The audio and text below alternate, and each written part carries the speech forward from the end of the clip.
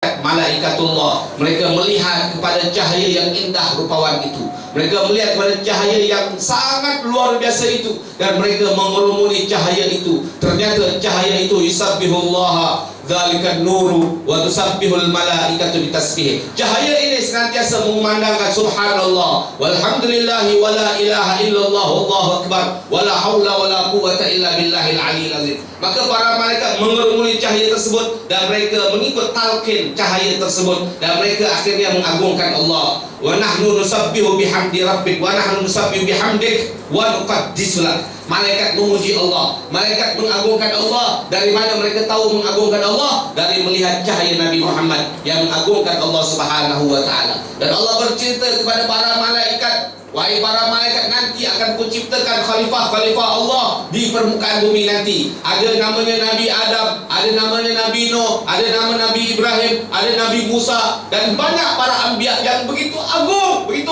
mulia, begitu hebat di sisi Allah Subhanahu wa taala. Setelah mana Allah letakkan cahaya itu di tengah-tengah syurga, dan Allah perlihatkan keagungan cahaya ini di hadapan seluruh makhluk-makhluk Allah. Wa arada fakhrahu 'alal asya wa qala hadza sayyidul anbiya wa ajallul asfiya'i wa akramul habaib. Allah bertitah kepada seluruh para malaikat, inilah dia semulia-mulia kekasihku, kata Allah Subhanahu wa taala, yang paling kucintai, kata Allah, dan ini adalah ajallul asfiya, orang-orang pilihan yang paling kuagungkan, kata Allah Subhanahu wa taala, dan dia adalah sayyidul anbiya, penghulu para nabi-nabi, penghulu para rasul-rasul. Para malaikat bertanya, "Ila huwa Adam ya Allah?" Apakah itu Nabi Adam nanti yang akan kau ciptakan nanti? Kata Allah Subhanahu wa taala, "Qala Adamu bihi uniluhu a'lal maratib." Cahaya ini bukan adalah cahaya Adam, tetapi ini adalah cahaya yang luar biasa. Bahkan dengan berkah cahaya ini, Nabi Adam ku berikan a'lal maratib,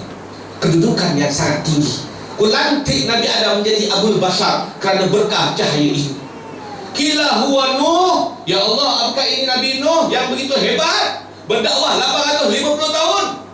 Allah berkata, qala Nuhun bihi yanjunal gharq wa yahliku man khalafahu minal ahli wal aqarib. Ini bukan Nabi Nuh, bahkan dengan berkat cahaya ini, kerana cahaya ini wujud dalam jasad, wujud dalam sulbi Nabi Nuh. Nabi Nuh tak tenggelam ketika mana air menenggami seluruh permukaan bumi pada zaman itu. Dan hancurlah orang-orang yang tidak mengikut Nabi Nuh. Hancurlah orang-orang yang tidak mengikut serta di dalam kapal bahtera Nabi Nuh. Berkah Nabi Muhammad, berkah cahaya Rasulullah. Sesiapa yang menaiki bahtera Nabi Nuh, di dalam bahtera Nabi Nuh ada Nabi Nuh, di dalam sulbi Nabi Nuh ada nur Nabi Muhammad, maka selamatlah orang tersebut.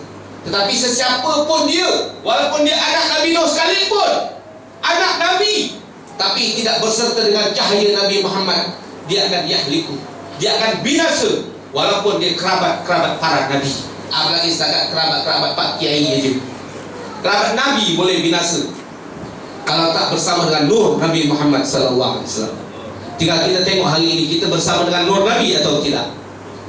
Amalan mana yang kita bawa bersandarkan, membawakan kita kepada nur Rasulullah sallallahu alaihi wasallam.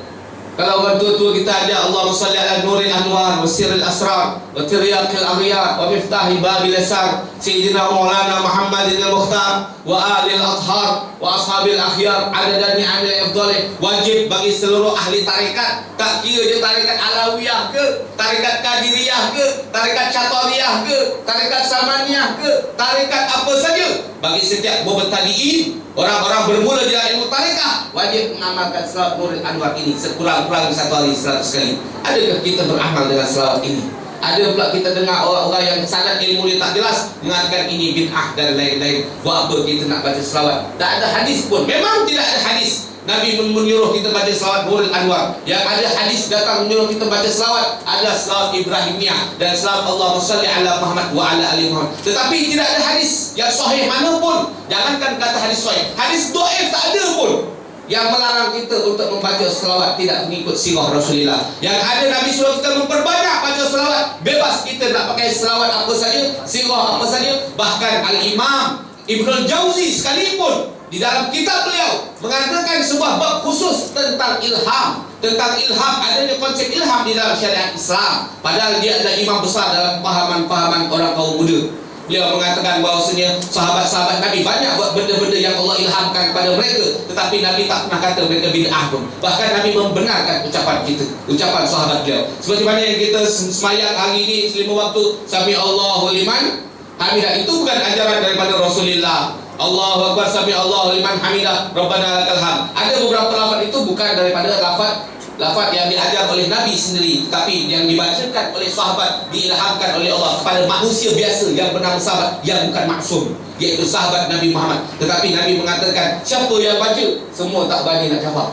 So, takut Nabi marah, takut Nabi kata bid'ah pada memandai-mandai. Tetapi akhirnya kata Nabi Muhammad, aku melihat malaikat sekian pahala dia. Akhirnya saya ya Rasulullah. Rasulullah membenarkan. Banyak contoh-contoh hadis lain yang mana sahabat buat benda tu, yang mana Nabi tak pernah ajar lafaz-lafaz doa-doa yang diriwayatkan daripada al-Ma'surat dengan Nabi SAW. Itu sebahagian lafaz yang datang daripada Nabi, sebahagian bukan datang daripada Rasulullah. Azan yang berkumandang pun bukan daripada lafaz mulut suci Rasulullah, daripada mimpi Abdullah bin Zaid atau Umar bin Khattab radhiyallahu anhum wa ardhahum. Mudah-mudahan Allah memberikan keberkahan kepada kita di dalam majlis yang penuh keberkahan ini. Allah berikan kita limpahan daripada cahaya ilahi, cahaya Rasulullah, cahaya Maulana Qutbi Rabbani wal Ghawthi Samadani, Maulana Syekh Abdul Qadir Al-Jilani radhiyallahu anhu. Allah pasakkan di dalam hati kita, di dalam hati anak-anak kita, untuk mencintai perjuangan para ulama-ulama muktabar, untuk mencintai perjuangan para ulama-ulama kaum sufi yang mana mereka hanya kerana Allah, untuk mengenalkan manusia kepada Allah, mengenalkan manusia kepada Habibillah Nuril Anwar Maulana Muhammad sallallahu alaihi wasallam. Aqulu qouli hadza wa astaghfirullahal azim li wa lakum wa lisairil muslimin wal muslimat min kulli dhanbin fastaghfiruhu innahu wal ghafurur rahim wal 'afu minkum. Assalamualaikum warahmatullahi taala wabarakatuh.